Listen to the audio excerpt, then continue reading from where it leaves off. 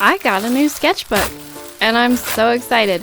So I decided to get one that's specifically for alcohol ink markers. Oh wow. Create something wonderful today. Maybe we will. This is so nice. This is so pretty. I got alcohol ink markers, the Master's Touch Hobby Lobby brand, a year ago, and I want to talk about how they've aged and how I like them or not. Wow. It smells good. It smells like really nice paper. Did you hear that?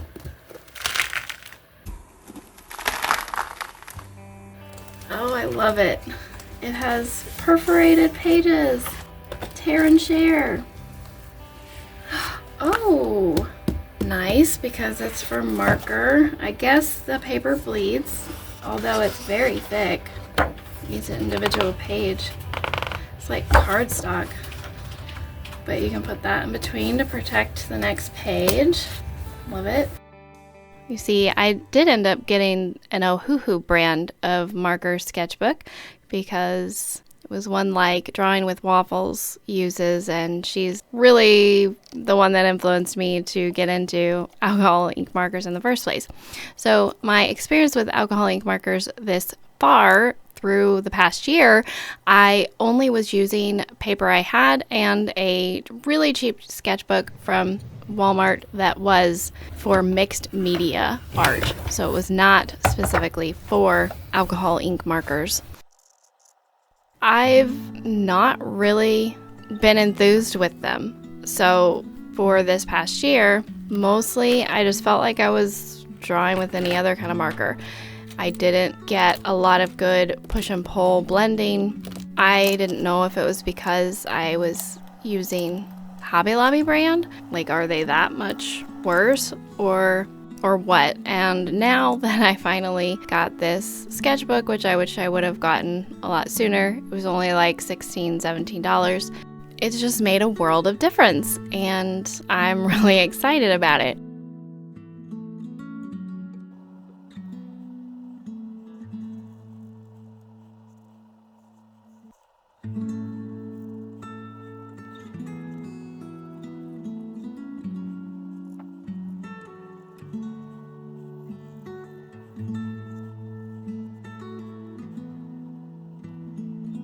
When I first bought the Master's Touch alcohol ink markers, they definitely varied in their consistency, as in like how much ink was actually in the marker. Some of them, there was like one or two that actually seemed like they were kind of dry.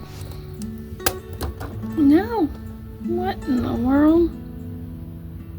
There was one or two that like actually splattered when I would open the pen, like take the cap off, it would dribble ink on my page and kind of ruin things. Guess you could say this is drying up.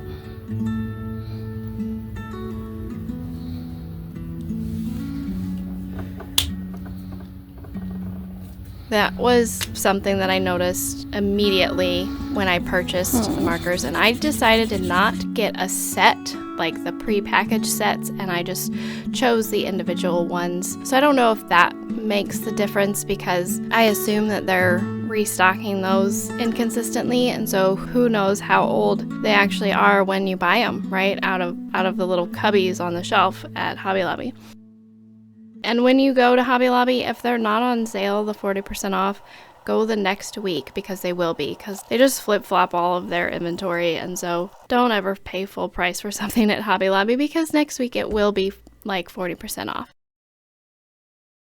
On the mixed media paper, on that thicker, more absorbent paper, I don't know, it just felt like I was drawing with regular old magic markers from school. And I wasn't impressed. I honestly wasn't. I did like how they built that. There was that buildable quality in them, but they didn't blend. They really didn't blend very well. Okay, so it's been a year. I'm pretty sure it was January 2024 that I bought the original markers, and now it is February 2025. Whew, that time flew by. Anyways, the markers have definitely dried up. So like those original ones that seemed kind of dry are like almost unusable. They're so screechy across the page and I can't get good coverage. And so that's a shame, but I have no idea if that's normal. Like, how long are they expected to last? I don't know. How long are more expensive brands expected to last? I don't know. That's something I want to research now. But I can tell you it's not because of just exorbitant daily use. Like, once I got them, I used them off and on for the first few months, and then basically the last 6 months I have not used them, right? So they've just sat in a cute little bag under my desk. They haven't dried out from just using up the ink. It's just been sitting on the shelf and drying out. So I don't know, for a supply that seems on the expensive side, even when you get the cheaper brands, in my mind, it seems like alcohol lasts forever, right? So why wouldn't alcohol inks? But I mean, it's probably not a completely sealed package with just the little cap. So I don't know. I will say this whole process of actually using the correct paper with the correct art supply, oh my goodness, it's made a world of difference. I'm just so incredibly excited, and I can't wait to use them more. And I am like, oh, what a shame that they are really drying out at this point. I will likely get more now that I have this paper that they're designed to be used on, because it's like a pleasure to work with. There's so much flexibility in the blending now comparatively, and I'm just really, really happy with the results. In my other artworks, I was not really happy with the results. Once finished, there was always bleed over where I didn't want it. There was places where I tried blending and it just became this big blotchy weirdness. And in general, it just looked like sadness. I don't know. It just looked like art I drew as a child, which there's nothing wrong with that, but that's not the results that I anticipated when I watch all of these YouTubers using these markers. So your paper really, really matters.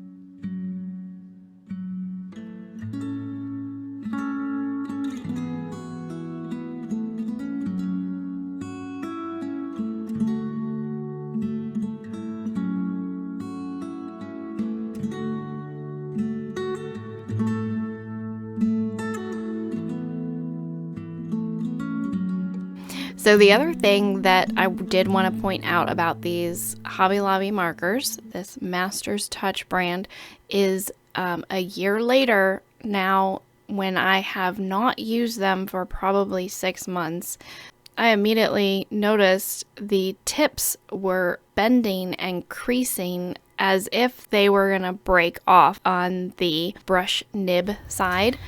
And so that was really disappointing. The tip is totally destroyed. I don't know if you can see this.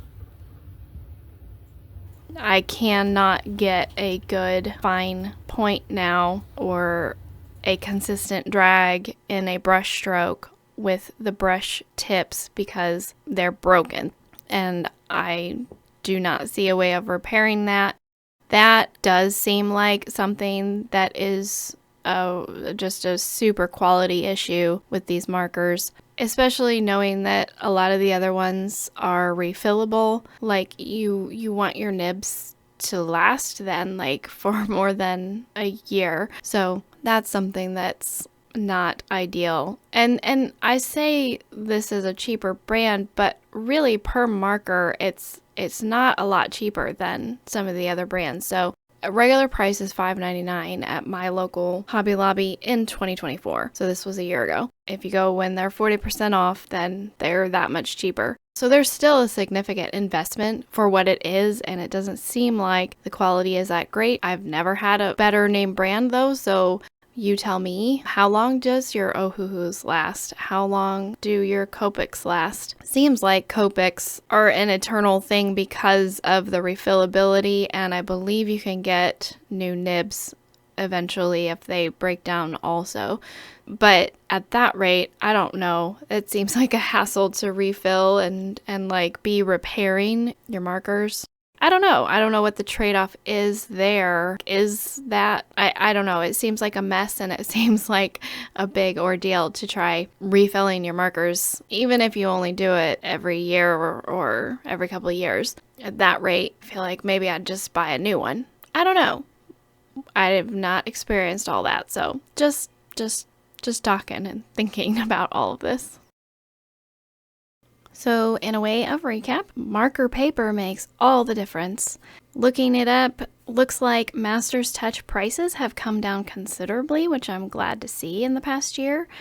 And I am overall glad I started with them. I think they were fun, they were effective, they are worthwhile, and it was convenient to be able to pick and choose individual colors, even though they are a little more per marker than if you get a whole pack. But I was able to try out a few as a newbie, and all I wish that I would have done is have gotten the marker paper sooner so that I could really get the full effect of the way this medium actually is supposed to work. So going forward, they will need to be replaced after a year with how many are drying out and the tips getting wonky like they are. But yeah, this is my year-end review. Thanks for watching.